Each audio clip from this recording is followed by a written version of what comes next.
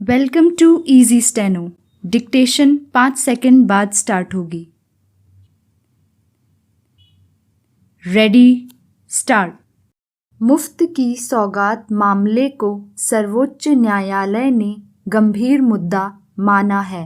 प्रधान न्यायाधीश ने कहा कि सरकारी धन का उपयोग बुनियादी ढांचे को मजबूत बनाने और विकास कार्यों पर होना चाहिए, न कि चुनावों में वोट बटोरने के लिए मुफ्त की सौगात पर खर्च करने के लिए। इस पर अदालत ने निर्वाचन आयोग को भी फटकार लगाई है, पर इसे लेकर अदालत से बाहर राजनीतिक दल आपस में गुत्थम गुत्था हो रहे हैं, खासकर भाजपा और आम आदमी पार्टी।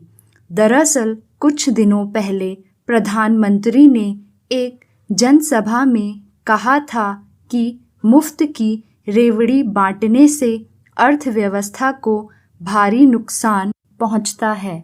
स्वाभाविक ही उस बयान पर आम आदमी पार्टी तिलमिला गई और उसने पलटवार किया। फिर मुफ्त की योजनाओं को लेकर सर्वोच्च न्यायालय में चुनौती दी गई। तब अदालत ने केंद्र के साथ साथ उन दलों से भी जो बिजली, पानी वगैरह की मुफ्त की सुविधाएं उपलब्ध कराते हैं, जवाब मांगा था। गुरुवार को उन्हीं हलफनामों के बाद सुनवाई हो रही थी। तब अदालत ने निर्वाचन आयोग से पूछा कि क्या चुनावों के समय राजनीतिक दल उसे अपने घोषणापत्र उपलब्ध कराते हैं। निर्वाचन आयोग ने ऐसी किसी व्यवस्था से इनकार कर दिया। हालांकि राजनीतिक दलों के ऐसे अनाप शनाप वादों पर नज़र रखने की जिम्मेदारी उसी की है।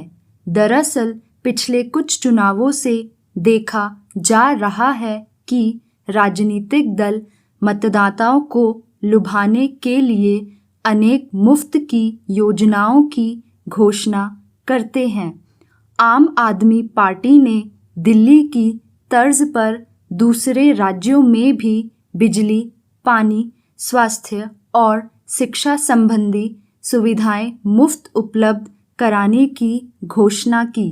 उत्तर प्रदेश चुनावों में कुछ दलों ने नौकरियों का वादा किया तो कुछ ने लड़कियों को स्कूटी, विद्यार्थियों को कंप्यूटर, मोबाइल फ़ोन आदि मुफ्त में देने का वादा किया। सत्ताधारी दल ने बांटा भी। सर्वोच्च न्यायालय ने कहा है कि चुनाव के वक्त राजनीतिक दलों को बजट आदि का ज्ञान नहीं होता, फिर वे मुफ्त की योजनाओं की घोषणा कैसे कर सकते हैं। मगर अब असल बहस का मुद्दा यह बन गया है कि कैसे कल्याणकारी योजनाओं और मुफ्त की सौगात में अंतर किया जाए। सर्वोच्च न्यायालय ने भी माना है कि चुनाव के वक्त मुफ्त बिजली, पानी, परिवहन जैसी सुविधाएं उपलब्ध कराना मुफ्त की सौगात नहीं, बल्कि एक न्यायसंगत समाज बनाने की दिशा में राज्य की जिम्मेदारियों के निर्वहन का उदाहरण है। अब आम आदमी पार्टी केंद्र सरकार पर हमलावर है कि वह बड़े उद्योगपतियों को करों में भारी छूट देकर जिस तरह उन्हें उपकृत कर रही है और आम लोगों पर करों का बोझ बढ़ा रही है, क्या वह न्यायसंगत है? दरअसल सरकारें कुछ सुविधाएं उपलब्ध कराने को लेकर संवैधानिक रूप से बाध्य है।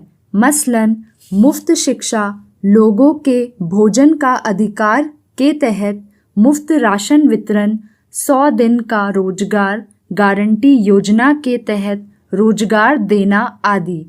इसी तरह सड़कों के निर्माण, सस्ती दरों पर बिजली उपलब्ध कराने, पीने का साफ पानी देने आदि की जिम्मेदारी सरकारों की होती है।